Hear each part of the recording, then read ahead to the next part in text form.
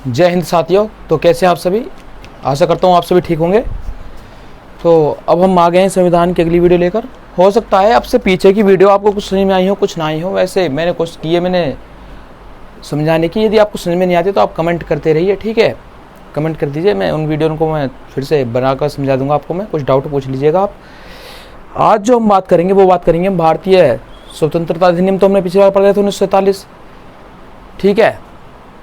या फिर उसे थोड़ा सा जान लेंगे उसके बारे में थोड़ा सा। फिर आज हम पढ़ेंगे भारत संविधान का निर्माण और उसके लिए क्या क्या समितियां बनाई गई, उसे पढ़ के पूरा आज हम इस पोर्शन को आज हम खत्म कर लेंगे।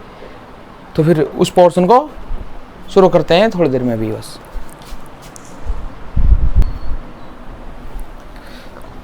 जैसे कि हमने पिछली बार पढ़ा भारतीय स्वतंत्रता अधिनियम के अंतर्गत कि जो कमेटी बनाई गई थी, विभाजन परिषद जो बनाई गई थी, तो उसके सदस्य जो थे वो पंडित जवाहरलाल नेहरू ने उनका प्रतिनिधित्व किया था उस समय पर। पंडित जवाहरलाल नेहरू जी और सरदार वल्लभ भाई पटेल ने। और जब वो पूरी तरह से वो भारत देश बट गया, मतलब कि तो आज़ाद भारत के पहले गवर्नर थे लॉर्ड माउंटबेटन और प्रधानमंत्री बने पंडित जवाहरलाल नेहरू। वहाँ पर ही हम बात करते हैं पाकिस्तान की, तो गवर्नर थे जिन्ना जी और प्रधानमंत्री बने लियाकत अली, ठीक है? ये सभी वहाँ पर बातें मुख्य रूप से जुड़ी हुई थी। अब यहाँ पर बात करते हैं क्योंकि अब देखो बंटवारा तो पिछली बार ही हो चुका है, तो कहीं ना कहीं अब जो अंतरिम सरकार थी वो ही कुछ रूप से कार्य करेगी। किस चीज़ का? संविधान सभा का भी। उसमें देशी रियासतों को छूट दी गई थी, वो शामिल हों या फिर ना हो, चाहे तो वो भारतीय संघ में शामिल हो सकती है, चाहे पाकिस्तान संघ में शामिल हो सकती है, चाहे या फिर अपना अलग राज्य बनाकर क्या कर सकती है भैया, वो शासन कर सकती हैं। ये इन्हें कुछ छूट के प्रावधान दिए गए थे। तो सबसे पहले हम यहाँ समझते हैं कि जो अंतरिम सरकार थी उसी ने संविधान सभा के रूप में काम किया। वही दो चीज़ें काम की, कार्यकारी परिषद के रूप में भी काम कर रही है और मतलब कार्यकारी मंत्रिमंडल के रूप में भी काम कर रही है और संविधान सभा के रूप में भी काम कर रही है, ठीक है? तो ये हो गए। तो हमने जाना कि 14 और 15 तारीख को, 14 अगस्त 1947 और 15 अगस्त 1947 को दो अलग अलग स्वतंत्र निकाय स्थापित हो गए जिनका नाम था पाकिस्तान और भारत, ठीक है? और उसमें भारत को कहा गया कि 26 जनवरी 1950 तक भारत का औपनिवेशिक खुद का स्वयं का हो गया, मतलब संविधान लागू हो गया क्योंकि उसका 26 जनवरी 1950 को। चलिए अब इसमें जान लेते हैं कि समझिए संविधान सभा, जो संविधान के निर्माण हेतु जो सभा गठित की गई थी उसकी प्रथम बैठक हुई थी 9 दिसंबर 1946 को।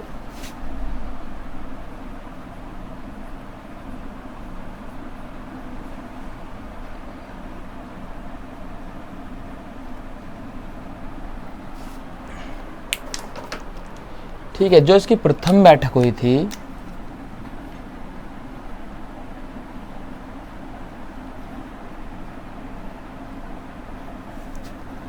वो 9 दिसंबर 1946 को हुई थी। और प्रथम बैठक में जब ये बैठे तो इनमें एक बैठक का कोई ना कोई अध्यक्ष होता है भी, ये जब बैठक हुई है तो फिर तो संविधान सभा का जो अस्थायी अध्यक्ष, क्योंकि इन सब में सबसे बुजुर्ग व्यक्ति जो थे वरिष्ठता के आधार पर चुना गया डॉक्टर सच्चिदानंद सिन्हा को।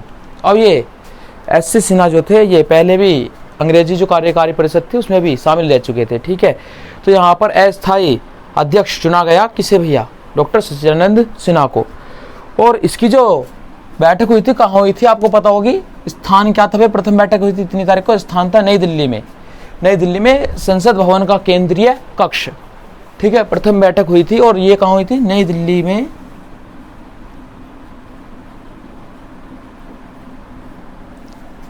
संसद भवन का केंद्रीय कक्ष में हुई थी बैठक जो हुई थी यहाँ पर आपकी। और यहाँ पर जो अस्थायी अध्यक्ष चुने गए डॉक्टर सच्चिदानंद सिन्हा।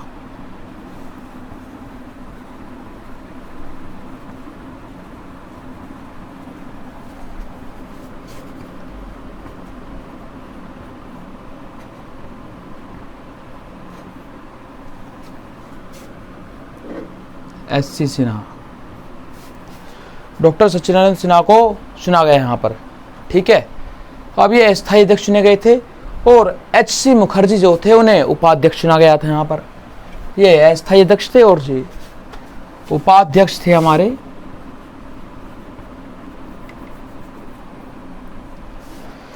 HC मुखर्जी। लिख रहा हूं मैं,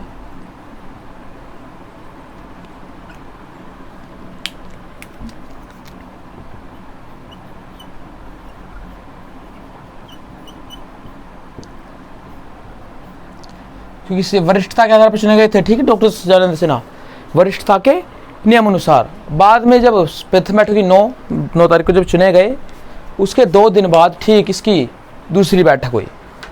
उसके ठीक मतलब 2 दिन बाद में ठीक इसकी प्रथम बैठक हुई थी आपका भैया कब, 9 तारीख को। इसके 2 दिन बाद मतलब कब, 11 दिसंबर 1946 को दूसरी बैठक हुई और इसमें इसके अस्थायी अध्यक्ष चुने गए।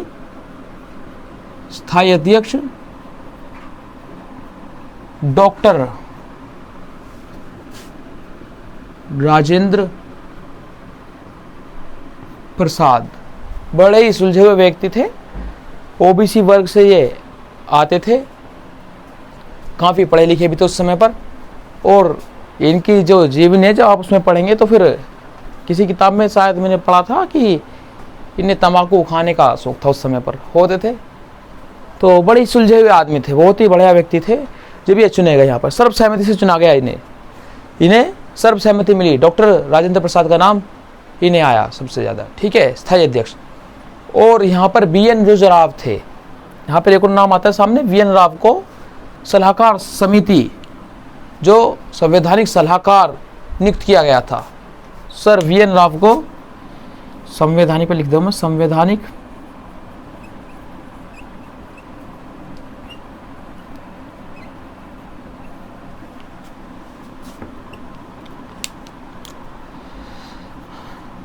सर VN राव यहाँ पर इन्हें नियुक्त किया गया था। तो संविधान सभा की जो प्रथम बैठक हुई थी वो हुई थी आपकी 9 दिसंबर 1946 को।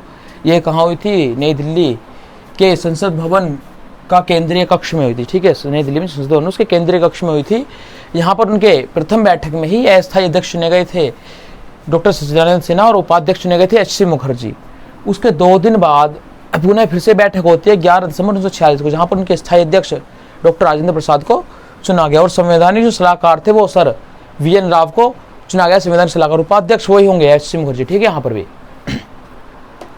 अब यहाँ पर जो ये संविधान सभा है, यही 2 चीज का काम कर रही है, यही कार्यवाहिका के रूप में काम कर रही है और यही संविधान सभा के रूप में भी काम कर रही है।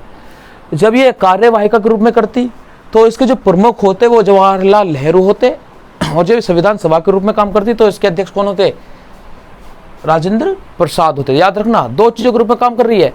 जब ये निकाय, जब ये संस्था, निकाय, सभा किस रूप में काम करती, संविधान बनाने के रूप में काम करती, तो इसके अध्यक्ष होते डॉक्टर राजेंद्र प्रसाद। और जब ये कार्यकारी परिषद या प्रशासनिक व्यवस्था के रूप में काम करती तो उसके अध्यक्ष पंडित जवाहरलाल नेहरू होते थे। ये चीजें होती थी इसमें। ठीक है, मगर ये दोनों डेट इंपॉर्टेंट भी है। ठीक है, ये वाली एक, ये वाली भी डेट आपकी इंपॉर्टेंट है, ये वाली डेट भी आपकी प्रथम बैठक दूसरी बैठक। अब यहाँ पे जो काम बांटा गया संविधान बनाने के लिए, क्योंकि संविधान में अलग अलग संविधान, सबसे पहले तो देखिए भारत के सामने चुनौतियां तो अब हैं असली सामने। अंग्रेजों से आज़ादी पाना तो एक चुनौती थी, उनसे शासन छीनना, मगर यहाँ पे दूसरी सबसे बड़ी चुनौतियां थी कि अब भारत अपने आप को कैसे संभालेगा। देखिए भारत के अंदर बहुत सारी चीज़ें हैं जो भारत को और देशों से अलग करती हैं। सबसे पहले नंबर पे चीज़ है भारत के अंदर भाषा की भिन्नता थी। अलग अलग भाषा के लोग, भारत के बहुत बड़ा क्षेत्र था। देखिए भारत, भाषा भी अलग अलग थी, तो उन लोगों को एकता के सूत्र में बांधना ये कोई अपने आप में बहुत बड़ा काम है। ठीक है, दूसरी की कल्चर अलग अलग था काफ़ी हद तक। आप उत्तर से दक्षिण तक देख लीजिए, भारत के कल्चर में जगह जगह क्या आती है, भिन्नता आती है। ठीक है, तो कल्चर में भी भिन्नता थी। प्लस तीसरी सबसे बड़ी बात, यहाँ पर जो रिलीजियस पीपल थे वो हिंदू मुस्लिम भी थे, और यहाँ पर क्योंकि अंग्रेज सिख भी बना चुके थे, कुछ सिख भी नहीं, सिख नहीं ईसाई भी थे यहाँ पर। और मतलब कि ये रिलीजियस धार्मिक जो थी, धार्मिक भी सांप्रदायिकता भी बहुत अधिक थी। और प्लस दूसरी सबसे बड़ी बात कि जब एक विभाजन पहले ही हो चुका है, एक विभाजन पहले ही हो चुका है पाकिस्तान का, उसके बाद भी उसी धर्म के लोग जब हमारे यहाँ पर बसे हुए हैं तो उनको लेकर भी, ताकि दोबारा हिंसा विंसा ना हो, तो लोकतंत्र की एक भावना भी कायम रखना भारत के अंदर बहुत ही बड़ी चुनौती थी। मगर इस बात में कोई शक नहीं है कि भारत ने इन सब चीज़ों को कायम रखा, ठीक है, इन सब चीज़ों को कायम रखा, एक लोकतांत्रिक व्यवस्था को कायम रखा इन सब चीज़ों के होते हुए भी। और वर्तमान समय में भारत एक अच्छा उदाहरण है लोकतंत्र का, पूरे विश्व में सबसे अच्छा लोकतंत्र, ठीक है, जहाँ पर हर धर्म के, हर संस्कृति के लोग पाए जाते हैं।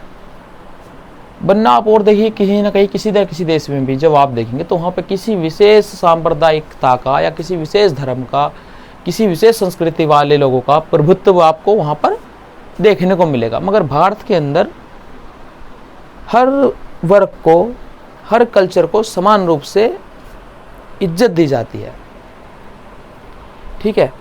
वो बात अलग है कि भारत के अंदर कुछ क्रोधियाँ भी थी जो धीरे धीरे खत्म हो रही थी, और वर्तमान समय में कुछ मामले देखने को आ जाते हैं। जैसे कि अभी पीछे एक राजस्थान में एक बच्चा है इंद्र मेघवाल, तो ऐसा सुनने में आया कि उसकी हत्या टीचर द्वारा पीट पीट कर दी गई। तो ये भी चीज़ें थी। इन सब चीज़ों के बाद भी भारत अपने लोकतंत्र को बराबर बनाए हुए हैं, ठीक है। अब थोड़ा सा उसमें यहाँ तक क्लियर भी है सभी का। सर्वजेंद्र आपको संवैधानिक सलाहकार चुना गया। अब यहाँ पे जो कार्यवाही तक शुरू नहीं हुई। पहली सभा में चुने गए अस्थायी अध्यक्ष और उपाध्यक्ष, फिर स्थायी चुने गए दूसरी सभा में, और बता देगा कि काम करेगी तो कैसे करेगी। फिर तीसरी जो हमारी मीटिंग होती है भैया, वो होती है हमारी भैया कब, इसके ठीक 2 दिन बाद, कब, 13 दिसंबर 1946। इसे याद रखना भैया, इंपॉर्टेंट है, ठीक है। यहाँ पर पंडित जवाहरलाल नेहरू जी आए संविधान सभा में, और वे कहने लगे कि हमने मीटिंग तो बहुत की, हम संविधान बना रहे हैं, मगर इस संविधान का उद्देश्य क्या है बनने का, और ये हम क्या चाहते हैं, हम क्यों बना रहे हैं संविधान। तो सबसे पहला प्रश्न ये उठाया उन लोगों के सामने में, और इसी प्रश्न का स्वयं उत्तर दिया। उन्होंने कहा कि इसके लिए मैंने एक उद्देशिका प्रस्तुत की है, जिसे पढ़कर यदि कोई व्यक्ति संविधान की उद्देशिका को जानता है, पढ़ता है, तो वो हमारे विचारों से अवगत हो जाएगा और अपने देश के बारे में काफ़ी कुछ जानकारी से प्राप्त हो जाएगी कि भारत का संविधान जो है वो किस प्रकार का है, और वो किस प्रकार की सुविधाएं हम देते हैं उसे, किस प्रकार भारत की एकता बनी हुई है इस द्वारा। तो यहाँ पर जो नेहरू जी द्वारा क्या किया गया, उद्देशिका प्रस्ताव पारित किया गया। उद्देशिका या प्रस्तावना, ठीक है, किसके द्वारा प्रस्तुत की गई, जवाहरलाल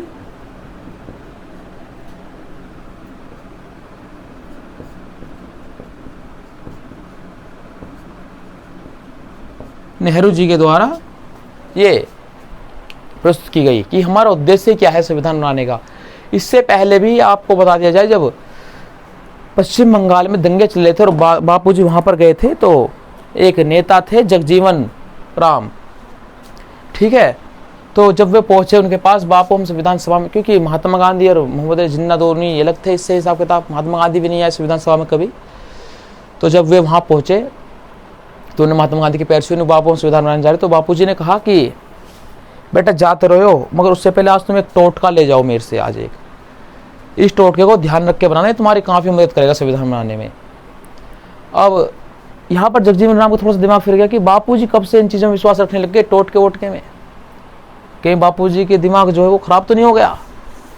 अब उन्होंने कहा बताइए बापू, तो उन्होंने कहा बेटा सुनो, एक दूर खड़ा व्यक्ति जिसके बदन पर कपड़ा ना हो, वो ठंड से ठिठुर रहा है और वो भूखा भी है, यदि तुम्हारे संविधान बनाने से उसे कुछ फायदा हो तो ऐसा संविधान बनाना। तो यहाँ पर जगजीवन राम की आंखों से आंसू निकल आए और वे समझ गए कि संविधान किस प्रकार का संविधान वो चाहते हैं। तो गांधी जी के भाव भी संविधान में देखने को काफ़ी हमें मिलते हैं, जिसमें तुम्हारे राज्य के नीति निर्देशक तत्वों में, ठीक है, डायरेक्टिव प्रिंसिपल्स ऑफ स्टेट, उसके रूप में भी देखने को मिल जाते हैं हमें। तो जब ऐसा, महात्मा गांधी जी के विचार बहुत अच्छे थे। यहाँ पर थोड़े से गांधी जी के विचार और नेहरू जी के विचार देखिए समानता तो थी, मगर थोड़े से ही अलग थे। गांधी जी चाहते थे कि जो कुटीर उद्योग है वो वहाँ पर मशीनों को ना लगाया जाए, वहाँ पर मनुष्य ही द्वारा काम किया जाए, वहाँ पर रोजगार सभी को मिलेगा। मगर देश की प्रगति के लिए जहाँ पर सब देश हमसे आगे हैं, नेहरू जी की सोच ये थी जब सभी देश आगे हो गए तो हम क्यों ना हों, और यदि भारत को भी तरक्की पानी थी जल्दी जल्दी तो उसके लिए भारत में ज़रूरी था मशीनरियों का होना, जो नई मशीन्स थी सड़क बनाने की, इन चीज़ों की। तो इन्होंने कहा था महात्मा गांधी शुरू में कि जब ये मशीन श्रमिकों का स्थान लेंगी तो आने वाले समय में ये रोजगार को खा जाएंगी। और ये कोई दूर नहीं, ये भी सच है कि आज के समय में रोजगार काफ़ी हद तक कम होता जा रहा है इस तरीके से व्यक्तियों का। जिस काम को पहले 100 व्यक्ति मिलकर करते थे, अब उस काम को एक मशीन 2 व्यक्तियों के माध्यम से कर देती है। तो बेचारे बच्चे वो 80 या 70 व्यक्ति जो है जिनका रोजगार खत्म हो गया, अब वो क्या करेंगे बेचारे। सबसे बड़ी बात यहाँ पे भी तो आती है आपकी। तो यहाँ पर थोड़ी सी भिन्नता देखने को मिलती है। वो आधुनिक थे और वो आधुनिक तो थे, मगर वो चाहते थे कि वो परंपरागत तरीकों बनाए रखें, हमारे जो हैं जी हाथ से काम करना, यही तरीके बनाए रखें। तो यहाँ पर जब ये प्रस्तावना प्रस्तुत की गई 13 तारीख को, ठीक है, और हुआ क्या, इसे स्वीकृति मिली से जो यहाँ पर 13 तारीख को यहाँ पर प्रस्तुत हुई, और स्वीकृति जो मिली थी से भैया वो मिली थी से 22 जनवरी 1947 को।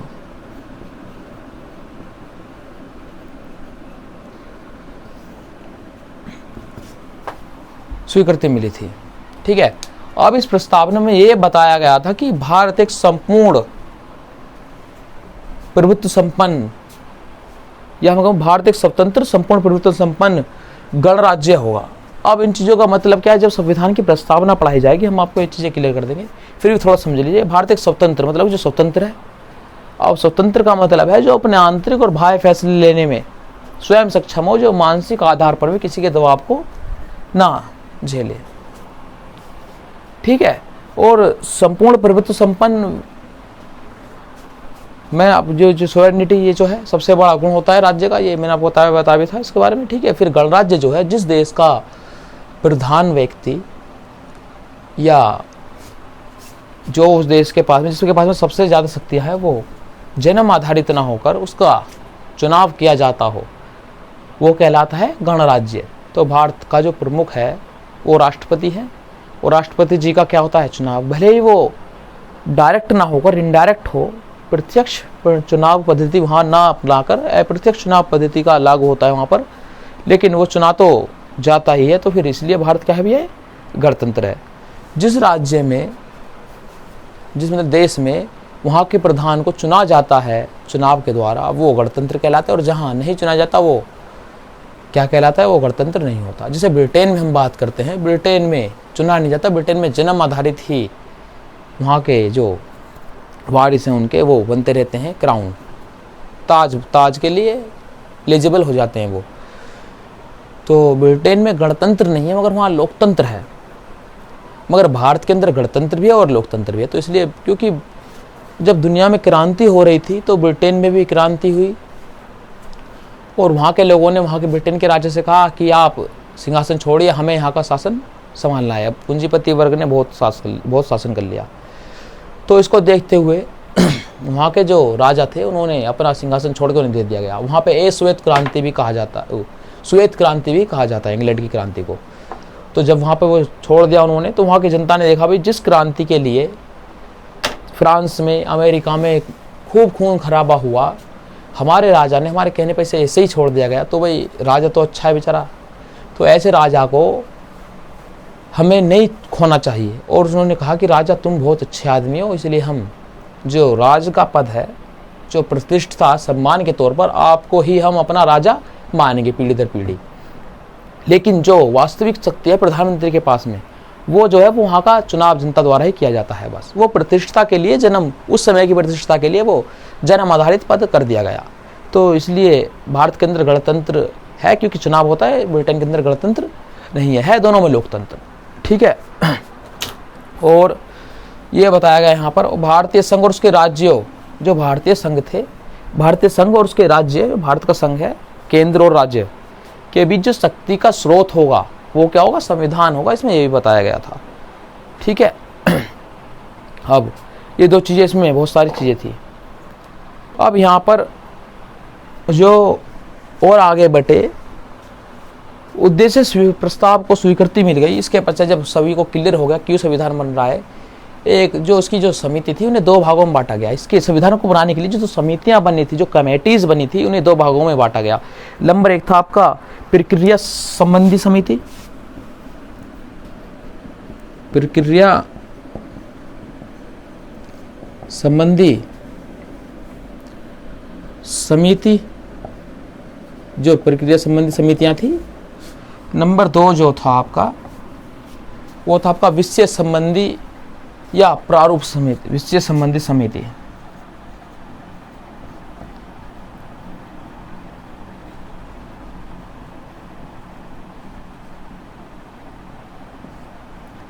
इसमें कहते हैं प्रारूप समिति।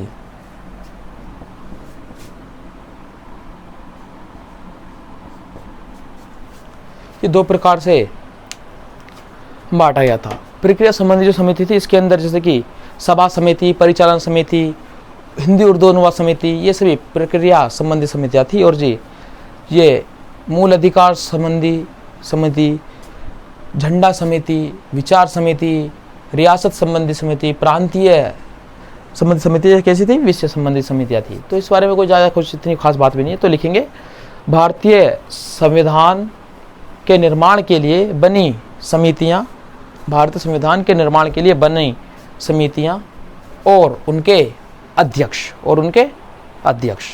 तो पहला लिखेंगे प्रारूप समिति, प्रारूप समिति।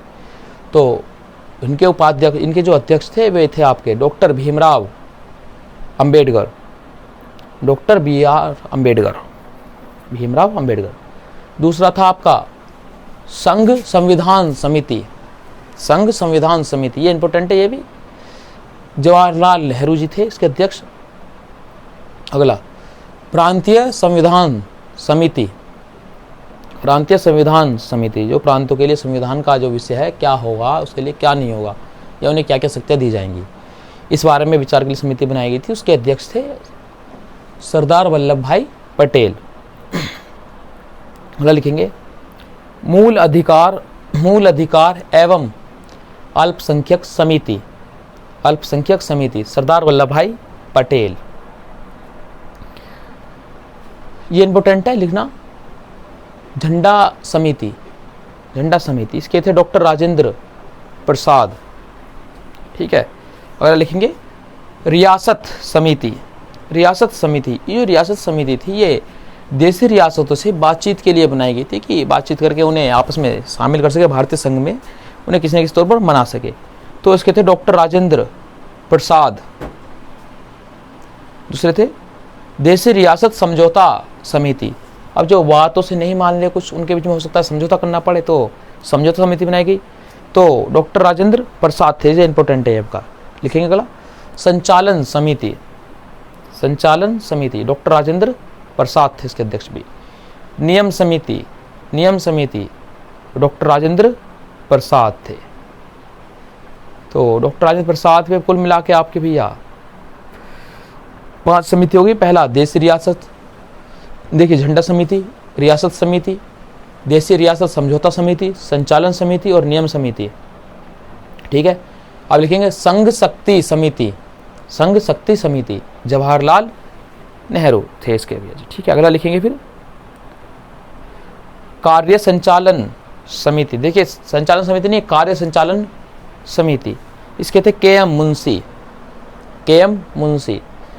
मूल अधिकार संबंधी उप समिति JB कृपलानी, JB कृपलानी। अल्पसंख्यक, अल्पसंख्यक उप समिति HC मुखर्जी, HC मुखर्जी। सर्वोच्च न्यायालय समिति S वारदाचार्यार, S वारदाचार्यार। ठीक है। राज्य समिति जवाहरलाल नेहरू। संविधान सभा की कार्यकारी संबंधी समिति, संविधान सभा की कार्यकारिणी संबंधी समिति जीवी मावलंकर। आवास समिति, आवास समिति पट्टाभी सीतारमैया। तृतीय पत्र संबंधी समिति तो अलादी कृष्णास्वामी। अल्पसंख्यक उपसमिति, अल्पसंख्यक उपसमिति HC मुखर्जी। ठीक है। अगले थे पूर्वार्तर सीमा, पूर्वार्तर सीमा जनजातीय क्षेत्रों और असम के अपवर्जित और आंशिक रूप से अपवर्जित क्षेत्रों से संबंधित उपसमिति। फिर से लिख लीजिए, देख लीजिए। पूर्वोत्तर सीमा जनजातीय क्षेत्रों और असम के अपवर्जित और आंशिक रूप से अपवर्जित क्षेत्रों संबंधी उपसमिति। तो ये थे गोपीनाथ बारदोलोई। अब अगर लिखेंगे अपवर्जित और आंशिक रूप से अपवर्जित क्षेत्रों, बस 2 क्षेत्र छोड़े गए इसमें, असम के क्षेत्रों को छोड़ दिया गया था। इसके थे AB ठक्कर, AB ठक्कर। तो हमने ये चीज़ें जानी, संविधान समिति जो बनी थी और उनके अध्यक्ष ने यहाँ काफ़ी तक जान लिए। देखिए, जो सबसे पहले संविधान की जो निर्माण की, जो संविधान सभा के निर्माण की मांग थी, वो स्वराज पार्टी द्वारा की गई थी। संविधान सभा के निर्माण की जो मांग थी, ये सबको तो पता है, स्वराज पार्टी द्वारा की गई थी, स्वराज पार्टी द्वारा की गई थी। इसने कहा था कि भारतीय संविधान सभा का एक निर्माण बने, 1934 में की थी ये। ठीक है जी, 1934 में से किया गया था, जिसे क्या हुआ कि 1937 में फैजपुर बंगाल अधिवेशन में कांग्रेस ने इसे स्वीकार कर लिया था। ठीक है, तो फिर कांग्रेस ने स्वीकार कर लिया था। कहाँ भैया? फैजपुर बंगाल अधिवेशन में 1937 में से स्वीकार कर लिया गया कांग्रेस द्वारा। और संविधान कांग्रेस ने इस मांग को दोहराते हुए आगे चलकर 1939 में त्रिपुरी जो मध्य प्रदेश अधिवेशन था आपका, उसमें इन्होंने इस मांग को दोहराया और अंग्रेजों से मांग की कि संविधान सभा का निर्माण हो। स्वराज पार्टी ने की सबसे पहले, कांग्रेस स्वीकार कर 1937 में। कहाँ पर आपकी की थी? फैजपुर बंगाल अधिवेशन में। फिर इसी मांग को कांग्रेस ने अपनी जारी रखा 1939 के त्रिपुरी मध्य अधिवेशन में, इसका प्रस्ताव पारित किया गया। अब थोड़ा सा और लिख लेंगे कि जो ये संविधान बनाने का सबसे बड़ा जो भाग था वो था प्रारूप समिति। प्रारूप समिति के अध्यक्षों के नाम भी पूछ लेता है, लिखेंगे सबसे पहले प्रारूप समिति के सदस्य। तो इसके अंदर 7 सदस्य थे मुख्य रूप से आपके, लिखेंगे। पहले डॉक्टर भीमराव अंबेडकर, ये अध्यक्ष थे, ये इनके अध्यक्ष थे। ठीक है जी। N गोपाल स्वामी अयंगर, N गोपाल स्वामी अयंगर ये दूसरे सदस्य थे। तीसरे KM मुंशी, KM मुंशी चौथे सदस्य थे। अलादी कृष्णा स्वामी अय्यर, अलादी कृष्णा स्वामी अय्यर। अगले लिखेंगे सैयद मोहम्मद सादुल्ला, सैयद मोहम्मद सादुल्ला। अगले सदस्य थे BL मित्र, BL मित्र। नीचे नोट पॉइंट करके लिखना। थोड़े समय के बाद हटा दिए गए, थोड़े समय के बाद हटा दिए गए और इनके स्थान पर N माधवन राव, N माधवन राव को सदस्य बनाया गया। अगला लिखेंगे DP खेतान, DP खेतान। ये दोनों नोट पॉइंट वाले, ऊपर वाले नीचे वाला, ये भी इंपॉर्टेंट है, लिखिए। इनकी आकस्मिक मृत्यु होने के कारण, आकस्मिक मृत्यु होने के कारण T कृष्णामाचारी को सदस्य बनाया गया, T कृष्णामाचारी को सदस्य बनाया गया।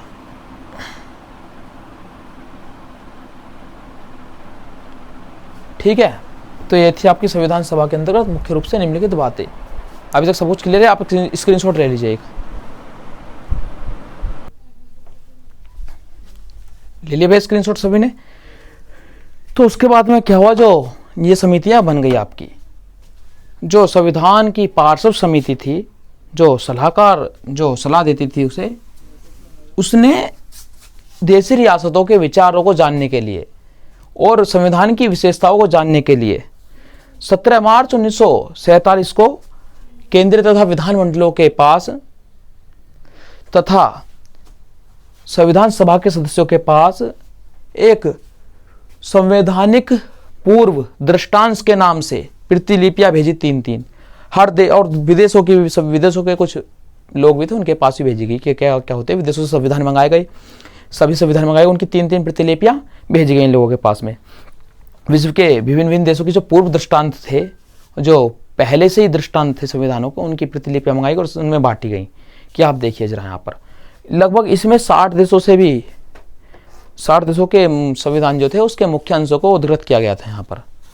कुछ समय बाद में जो संवैधानिक सलाहकार थे BN राव ने 1947 में, ठीक है, संविधान का प्रथम प्रारूप तैयार किया। ठीक है, BN राव ने किया था, संवैधानिक सलाहकार, प्रारूप एक तैयार कर दिया गया, जो बातें शामिल की थी उसमें शामिल कर ली गई, जिसमें कुल 243 अनुच्छेद थे और 13 अनुसूचियां थी। इस बात को नोट पॉइंट करके लिखिए। संवैधानिक सलाहकार BN राव ने अक्टूबर 1947 में संविधान का प्रथम प्रारूप तैयार किया, जिसमें कुल 243 अनुच्छेद और 13 अनुसूचियां थी। ठीक है, अब इन पे जो तैयार था संविधान, इस पे मूल रूप से विचार करने के लिए डॉक्टर भीमराव अम्बेडकर को चुना गया। इनके 7 सदस्यीय एक प्रारूप समिति बनाई गई, उनका गठन किया गया और इनको जो गठन था, प्रारूप समिति का जो गठन था वो किया गया था 29 अगस्त 1947 को प्रारूप समिति का गठन किया गया था यहाँ पर। अब जो संविधान सभा में इस प्रारूप पर 3 वाचन चले, 3 विचार विमर्श काल चले थे। प्रथम वाचन चला था 4 नवंबर से 9 नवंबर तक 1948 की बात चलिए, ठीक है। ये दूसरा था आपका 15 नवंबर से 17 अक्टूबर तक और तीसरा था 14 से 26 तक। अब जो प्रारूप समिति ने उस पर विचार करने के बाद में 21 फरवरी 1948 को संविधान सभा के समक्ष विचार के लिए उसे रखा। उस समय पर इसमें जो अनुच्छेद थे वो 315 हो गए थे और 8 अनुसूचियां हो गई थी। अनुसूचियों की संख्या घट गई थी और अनुच्छेद की संख्या बढ़ गई थी। मतलब कि जो प्रारूप सर BN राव ने तैयार किया था उसमें 243 अनुच्छेद थे और 13 अनुसूचियां थी। मगर उसके बाद जो विचार करने के बाद में अम्बेडकर जी ने विचार करने के बाद में जो संविधान सभा के सामने रखा, तो उस समय पर इसके अंतर्गत 315 अनुच्छेद और 8 अनुसूचियां थी। 315 अनुच्छेद और 8 अनुसूचियां थी यहां पर, ठीक है जी। अब जो संविधान को पारित करने का प्रस्ताव जो रखा गया था 14 से 26 नवंबर तक चला था। तीसरा ये 26 नवंबर 1949 को यह प्रस्ताव पारित हुआ था। 26 नवंबर 1949 को यह प्रस्ताव पारित हुआ, क्योंकि इस दिन पूरी तरह से बन भी चुका था ये, ठीक है जी।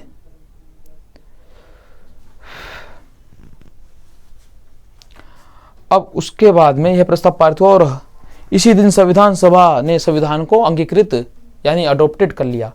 तो पूछ लेता है कि संविधान सभा ने संविधान को कब अंगीकृत किया, तो 26 नवंबर 1949 का पूरा बनकर तैयार हुआ 26 नवंबर 1949 को, ठीक है जी। इसमें 248 सदस्य उपस्थित थे संविधान सभा में और महिलाएं थी इनमें 8 महिलाएं कौन कौन सी थी जिन्होंने साइन किया था, लिख लीजिए। सरोजनी नायडू, हंसा मेहता, दुर्गाबाई देशमुख, ये प्रमुख थी, ठीक है जी। और इस प्रकार जो संविधान बनने में टोटल समय लगा प्रथम बैठक से वो 2 वर्ष 11 माह 18 दिन लगे और संविधान के प्रारूप पर जो कुल खर्च आया वो 114 जो कुल दिन बहस हुई वो 114 दिन बहस हुई थी, इस पर तब के बहस हुई थी, ठीक है। कई घंटों के लिए बैठते थे, बाकी फिर वहां से मतलब सोच विचार के वो अपने घर जाकर उस चीज पर सोच विचार करते थे, बाद में बैठ जाते थे, वार्तालाप होती रहती हो किसी न किसी जरिए द्वारा, ठीक है। और इस समय जो था संविधान में जब अंगीकृत होने की तिथि जो थी 26 नवंबर 1949 को, इस समय इसमें जो थे कुल 395 अनुच्छेद थे, 8 अनुसूचित थी और 22 भाग थे। सबसे शुरू में BN राव ने दिया 243 अनुच्छेद और 13 अनुसूचियां। उसके बाद में जब संविधान सभा के समक्ष रखा गया तो 315 अनुच्छेद और 8 अनुसूचियां, फिर उसमें और भी बदलाव किए गए और जब ये अंगीकृत किया गया उस समय पर जो थे 395 अनुच्छेद, 8 अनुसूची और 22 भाग थे और सभी अंतिम रूप से संविधान पे हस्ताक्षर किए और डॉक्टर राजेंद्र प्रसाद को भारत का प्रथम राष्ट्रपति चुना गया और संविधान सभा को ही अंतरिम संसद के रूप में परिवर्तित कर दिया गया। अब संविधान का जो लागू होना जो है, संविधान सभा, भारतीय संविधान का संक्षिप्त नाम जो है वो अनुच्छेद 393 के अनुच्छेद दिया गया है, जो अनुच्छेद 393 हमारा उसके तहत दिया गया है भारतीय संविधान का संक्षिप्त नाम जो है। इसके अनुसार जो भारत का संविधान है उसका नाम भारत का संविधान होगा। जो भारतीय संविधान है इसका नाम भारत का संविधान होगा, ना ही हिंदुस्तान का, ना ही आर्यवर्त का। अनुच्छेद 393 में कहा गया है ना तो अन्य किसी नाम से नहीं जान जाएगा, ना ही आर्यवर्त, ना ही हिंदुस्तान, ठीक है, ना ही महाभारत, ऐसे किसी नाम से नहीं जान जाएगा। इसका एक ही नाम होगा भारत, और इंग्लिश में क्या होगा, इंडिया। तो ये नाम इसे मिला यहाँ पर 393 के अनुच्छेद के तहत इसे नाम मिलेगा भारत का संविधान, ठीक है। अब जो यहाँ पे हुआ कुछ शेष भाग जो थे करने की तिथि 26 को, शेष भाग को कुछ नियम लागू कर दिए गए थे अनुच्छेद इसके। उसमें मुख्य रूप से 5, 7, 6, 7, 8, 9, 60, 324, 66 ये कुछ निम्नलिखित थे, मगर कुछ मतलब कि कुछ लागू कर दिए गए थे अभी, और बाकी बच्चे कुछ 16 अनुच्छेद जो लागू किए थे, प्रभावी जो हो गए थे 16 अनुच्छेद इसी दिन प्रभावी हो गए थे। और बाकी जब कब हुए थे, जब यह संविधान पूरी तरह से लागू हुआ, कब, 26 जनवरी 1950 को पूरी तिथि उसे लागू कर दिया गया था। तो कुछ आंशिक रूप इस दिन लागू किया गया था, इसमें 16 अनुच्छेद रूप, बस 16 अनुच्छेद थे, ठीक है जी। तो हमने संविधान सभा पढ़ा, हमने ये पढ़ा, बहुत सारी चीजें पढ़ी आज हमने, ठीक है। अब जो हमारा कल का टॉपिक है वो है हमारे संविधान की विशेषताएं, कि संविधान में क्या क्या चीजें दी गई हैं, क्या क्या चीजें नहीं दी गई, या और भी क्या क्या संविधान के बारे में फैक्ट है। कल कुछ फैक्ट जानेंगे। वीडियो अच्छी लगी हो तो लाइक करें, चैनल को सब्सक्राइब करें। धन्यवाद।